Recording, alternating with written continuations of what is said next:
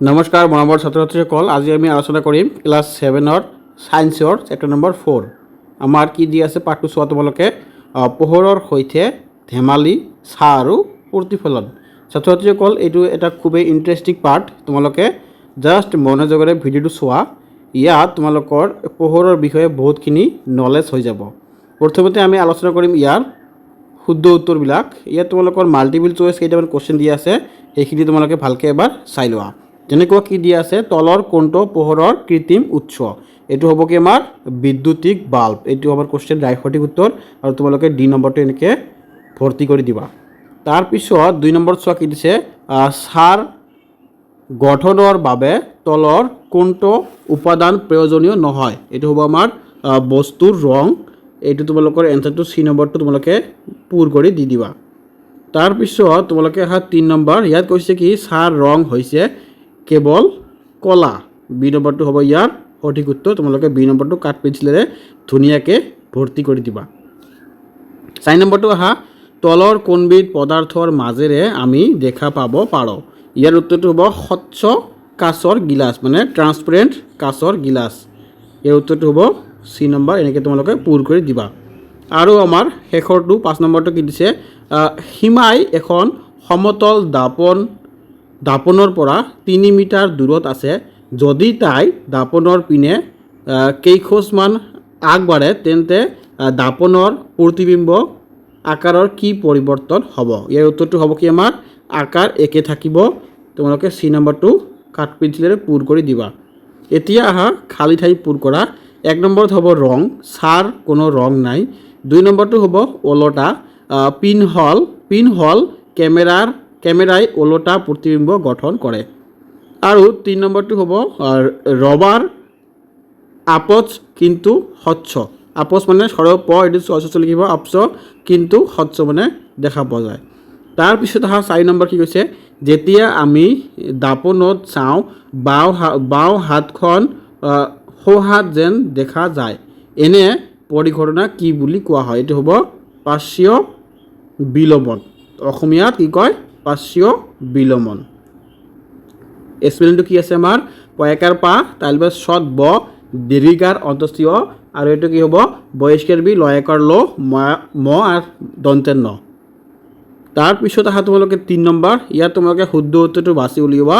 1 নম্বৰটো হ'ব আমাৰ অশুদ্ধ, 2 নম্বৰটো শুদ্ধ, 3 নম্বৰটো শুদ্ধ আৰু 4 নম্বৰটো অশুদ্ধ।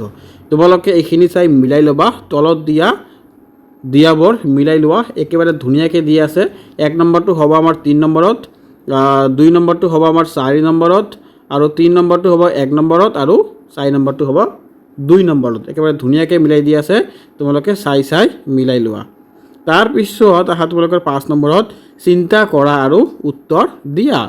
1 নম্বৰত কি দিছে চোৱা তোমালোকে, কোনো এটা বস্তুৰ আটাইতকৈ অধিক ছাঁ গঠন হ'ব পাৰেনে? এইটো হ'ব হয়, পাৰে। 2 নম্বৰটো কি দি আছে, ছাঁ এটা গঠন হ'বলৈ কি কি চৰ্তৰ প্ৰয়োজন? ছাঁ এটা গঠন হ'বলৈ প্ৰধানকৈ 3টা চৰ্তৰ প্ৰয়োজন: পোহৰৰ এটা উৎস, এটা অস্বচ্ছ বস্ত্ৰ, আৰু এখন পৰ্দা বা পৃষ্ঠ যাত ছাঁটো পৰিব পাৰে। এই 3টা খুবেই ইম্পৰ্টেণ্ট, তোমালোকে এই 3টা ভালকৈ মনত ৰাখি ল'বা। তাৰপিছত 3 নম্বৰ ঠিক হৈছে, পোহৰৰ উৎস নোহোৱাকৈ আমি ছাঁ দেখা পামনে? তোমালোকে উত্তৰটো কি লিখিবা, ডাইৰেক্ট নাপাম। তাৰপিছত 4 নম্বৰ ঠিক হৈছে, ধৰা হ'ল তোমাৰ এটা ৰঙা আৰু এটা নীলা বাল্ব আছে। দুয়োটা বাল্বৰ জুইত এখন বগা কাগজৰ সন্মুখত এটা বস্তু ৰখা, তেন্তে ছাঁটোৰ ৰং কি হ'ব? ইয়াত তোমালোকে উত্তৰটো চোৱা। ছাঁটোৰ ৰং সদায় কলাই হ'ব। পোহৰৰ ৰং ৰঙা বা নীলা যিয়েই নাহক কিয়, আন্ধাৰৰ অংশত পোহৰৰ নোসোমোৱাৰ বাবে ছাঁ সদায় কলা বা ধূসৰ বৰণেৰে দেখা যায়। তাৰপিছত 5 নম্বৰ, এম্বুলেঞ্চ এখনৰ সন্মুখত, যেনেকুৱা এম্বুলেঞ্চ স্পেলিংটো কি আছে, শব্দটো কিয় ওলোটাকৈ লিখা থাকে?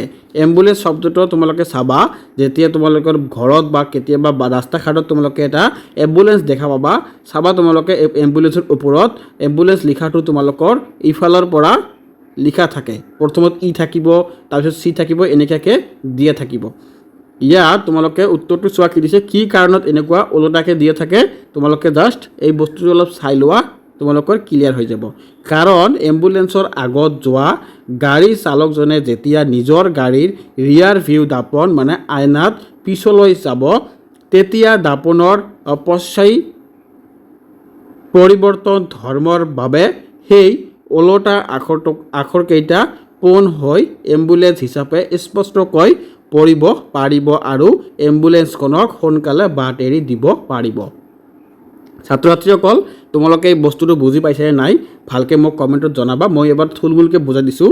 তোমালোকে চাবা এম্বুলেন্সৰ ওপৰত এম্বুলেন্স লিখাটো ওলোটাকৈ থাকে। এইটো ওলোটাকৈ থকাৰ কাৰণ কি, তোমালোকে যেতিয়া 4 চকা এখন চলাবা বা কোনোবা যদি গাড়ীত চলা বা নিজৰ গাড়ীতে যদি চলা, তোমালোকে সেই 4 চকাখনত চাবা ড্ৰাইভাৰজনে তেওঁৰ মূৰৰ অলপ লেফ্ট ছাইডত চাবা এখন আইনা আছে, সেই আইনাৰে পিছফালে ড্ৰাইভাৰজনে চোৱা চিতা কৰি থাকে আৰু ছাইডতো আইনা থাকে, সেই আইনাবিলাকৰে পিছফালে চোৱা চিতা কৰি থাকে। তেতিয়াহ'লে যেতিয়া আইনাত এই এম্বুলেন্সৰ ওলোটা ছবিটো পৰে, সেইটো ড্ৰাইভাৰজনে চিধা চিধিকৈ দেখা পায়। সেইকাৰণে এম্বুলেন্স লিখাটো এম্বুলেন্স গাড়ীত ওলোটাকৈ দিছে। 4 নম্বৰত কি দিছে, ৰাতি চন্দ্ৰটো উজ্জ্বল দেখা যায়, সেইবাবে আমি চন্দ্ৰক দ্বিবৃত্তিমান বস্তু বুলি ক'ব পাৰোঁনে? ইয়াৰ উত্তৰটো হ'ব আমি ডাইৰেক্ট লিখি দিবা নোৱাৰো। তোমালোকে নোৱাৰো লিখিলেও হৈ যাব। তাৰপিছত তোমালোকে লিখিব পাৰা কাৰণ চন্দ্ৰৰ নিজস্ব কোনো পোহৰ নাই। চন্দ্ৰই কেৱল সূৰ্যৰ পৰা অহা পোহৰ প্ৰতিফলিতহে কৰে, সেয়েহে চন্দ্ৰৰ এটা অদ্বিবৃত্তমান বস্তু। তাৰপিছত তোমালোকে 7 নম্বৰ কুৱেশ্যন। ছাত্ৰ ছাত্ৰীসকল 7 নম্বৰ কুৱেশ্যনটো আৰম্ভ কৰাৰ আগত মই তোমালোকক ক'ব বিচাৰোঁ, তোমালোকে যদি এতিয়ালৈকে চেনেলটো ছাবস্ক্ৰাইব কৰি ৰখা নাই, চেনেলটো ছাবস্ক্ৰাইব কৰি ৰাখি দিবা, এনেকুৱা ধৰণৰ ভিডিঅ' তোমালোকে পাই থাকিবা। 7 নম্বৰটো কি কৈছে, ধৰা হ'ল তুমি এন্ধাৰ কোঠা এটাত আছা, কোঠাটোৰ বস্তুবোৰ তুমি দেখা পাবানে? কোঠাটোৰ বাহিৰত পোহৰ থাকিলে বাহিৰৰ বস্তুবোৰ দেখা পাবানে? ইয়াৰ উত্তৰটো চোৱা তোমালোকৰ কি দিছে, এন্ধাৰ কোঠাত তুমি থাকিলে তোমালোকে এই ৰুমৰ বা কোঠাৰ বস্তুবিলাক তোমালোকে চকুৰে দেখা পাবানে নাই, সেই কথাটো ইয়াত বুজাই কৈছে। এন্ধাৰ কোঠাৰ ভিতৰত থকা বস্তুবোৰ আমি দেখা নাপাম, কাৰণ আমাৰ চকুত পৰিবলৈ বস্তুবোৰৰ পৰা কোনো পোহৰ নাহে। কিন্তু কোঠাৰ বাহিৰত পোহৰ থাকিলে বাহিৰৰ বস্তুবোৰ আমি দেখা পাম, কাৰণ বাহিৰৰ বস্তুবোৰৰ পৰা পোহৰ প্ৰতিফলিত হৈ আমাৰ চকুত পৰিব। তাৰপিছত তোমালোকে কুৱেশ্যন নম্বৰ 8। ইয়াত কৈছে কি, আকাশত উৰি থকা বিমান এখনৰ ছাঁ আমি কিয় দেখা নাপাওঁ? একেবাৰে ইম্পৰ্টেণ্ট কুৱেশ্যন। তোমালোকে চাবা আকাশত ইমান ডাঙৰ ডাঙৰ বিমান উৰি থাকে, কিন্তু আমি সেইবিলাকৰ ছাঁবিলাক তলত দেখা নাপাওঁ। উত্তৰটো চোৱা কি দিছে, বিমানখন মাটিৰ পৰা বহুত ওপৰত উৰি থাকে।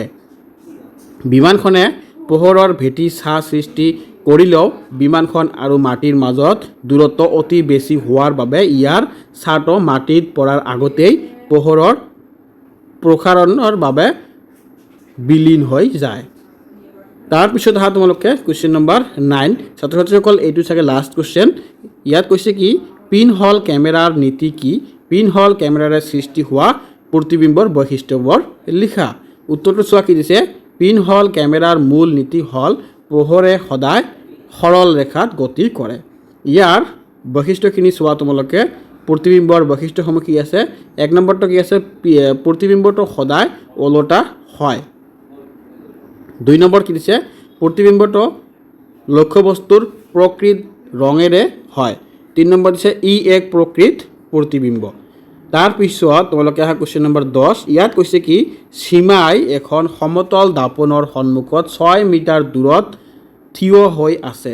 এই দাপনখনৰ পিনে 1 মিটাৰ আগুৱাই গ'লে সীমা আৰু প্ৰতিবিম্বৰ মাজত দূৰত্ব কিমান হ'ব? এইটো তোমালোকৰ এটা মেথ হয়, মেথটো তোমালোকে ভালকৈ বুজি ল'বা। ইয়াত কৈছে কি, আমি ডাইৰেক্ট এনচাৰটো লিখিব পাৰোঁ 10 মিটাৰ, কিন্তু তোমালোকে এইটো যদি লিখি দিয়া, তোমালোকে পৰীক্ষা যদি আহে কুৱেশ্যনটো একেবাৰে ফুল নম্বৰ পাই যাবা। তোমালোকে অলপ বহলাই লিখিবা, যেনেকুৱা দিবা গণনা 1 মিটাৰ আগুৱাই গ'লে দাপনৰ পৰা সীমাৰ দূৰত্ব হ'ব 6 - 1 = 5 মিটাৰ।